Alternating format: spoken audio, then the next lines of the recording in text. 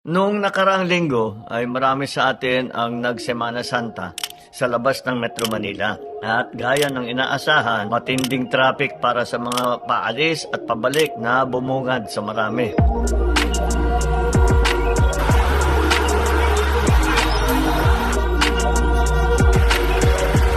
Traffic ang isa sa pinakamatindi nating problema dito sa bansa. Nakakalungkot man, ay isa na itong bahagi ng pamumuhay ng bawat Pilipino at hindi rin natin mapagkaila na kanyag o notorious na sa buong mundo ang traffic dito sa Pilipinas.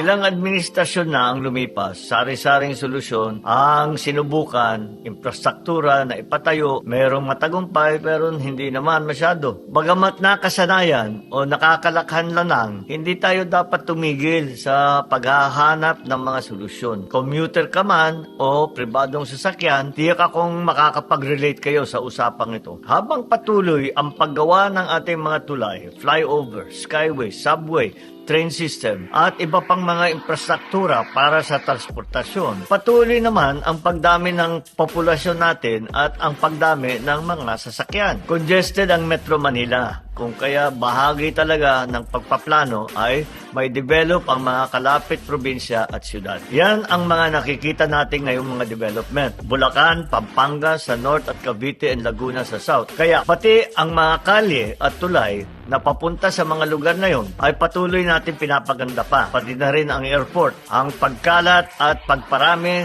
ng mga oportunidad sa labas ng Metro Maynila ay tiyak namang makakatulong sa lagay ng trapiko. Ngunit hindi ito agarang solusyon. Malalaking proyekto ito mga ito. Kaya naman, dapat natin isipin na hindi bukas na natin mararamdaman ito. Dahil malaki talaga yung scale at kuminsan pa nga, nakakaabala pa doon sa mga traffic na yon. Kaya pagtsagaan nyo lang.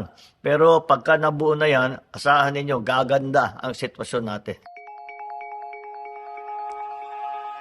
Pero sasabihin naman ng iba, kahit naman lumabas ng Metro Manila, ay saklap pa rin ang traffic. Totoo rin naman yan. Ang mga lugar na hindi nakasabay ng infrastruktura sa pagdami ng populasyon sa kanilang lugar. Mga kaling kailangan pang palawakin, mga kaling butas-butas, mga lokal na batas trapikong hindi naman epektibo. Lahat yan ay posibleng maging sangkap sa traffic saan mang bahagi ng bansa. Pero ang higit na kakulangan nating mga Pilipino sa daan ay ang disiplina.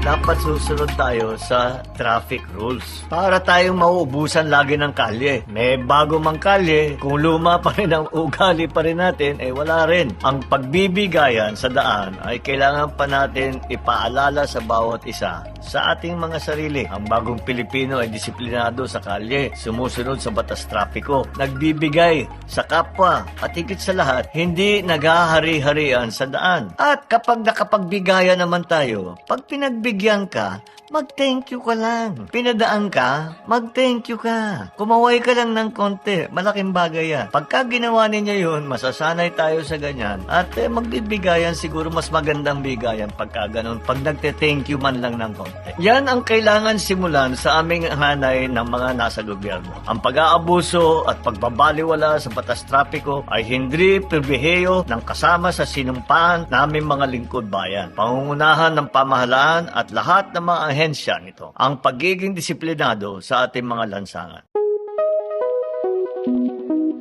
Maraming solusyon at inobasyon ang bunga ng pandemya. Isa na dyan ang work from home. May mga kumpanya na inadapt na talaga ang sistemang ito na naging epektibo para sa nature, yung ugali, yung style ng kanilang mga trabaho. Basta't may malakas na internet na nasa kanilang bahay, nagagawa na rin nila yung kanilang output. Meron ding iba, ang gawa naman ay 4-day work week. Yung panlima ay work from home. Para hindi rin nabubugbog sa traffic ang mga empleyado. Marami ng bansa, lalo na sa Europe, ang gumagawa nito. May iba naman na para makaiwas sa traffic ay ina-adjust nila ang oras ng pagpasok at pag-uwi ng kanilang mga empleyado para hindi kasabay ng tinatawag na rush hour. Lahat ng ito ay magagandang mga solusyon at maaaring makatulong sa sitwasyon ng traffic natin. Sa susunod na mga araw ay tatalakayin pa natin na mas detalyado itong kasama ng iba't ibang ahensya at LGUs. Abangan ninyo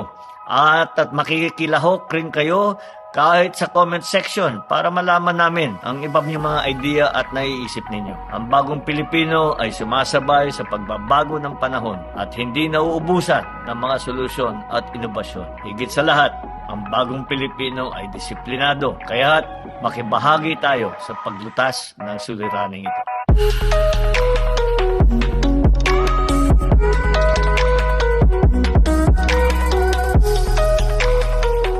Guys, once again, thanks for watching our dad's vlogs If you want to see more, remember to share, Like, and subscribe.